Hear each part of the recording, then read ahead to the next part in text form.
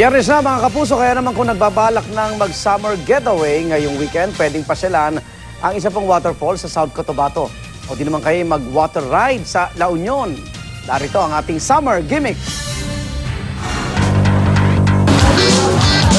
Break muna sa pagtambay at paghiga sa buhangin ng mga dalampasigan.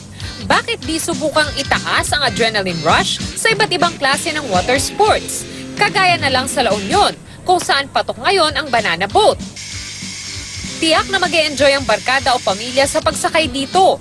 Bukod dyan, pwede rin namang mag-Crazy 8. Para ka na rin daw sumakay sa roller coaster pag sumakay ka dito. Sa mga adventurers talaga, nariyan naman ang wakeboarding.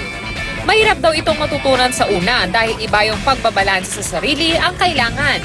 Konting ingat lang po para hindi malunod o madisgrasya. At tiyak na masulit ang kakaibang experience sa garantisadong magbibigay saya sa inyong barkada. Kung medyo sawa na sa beach at naghahanap pa rin ng isang memorable getaway, pwede rin namang dumayo sa Lake Cebu sa South Cotabato. Nariyan ang nakabibighaning talon.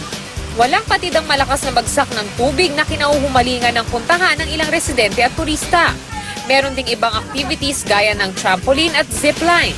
Pero syempre, huwag kalimutang mag-uwi ng ilang souvenir dahil nakalinya ang mga bilihan malapit sa lugar.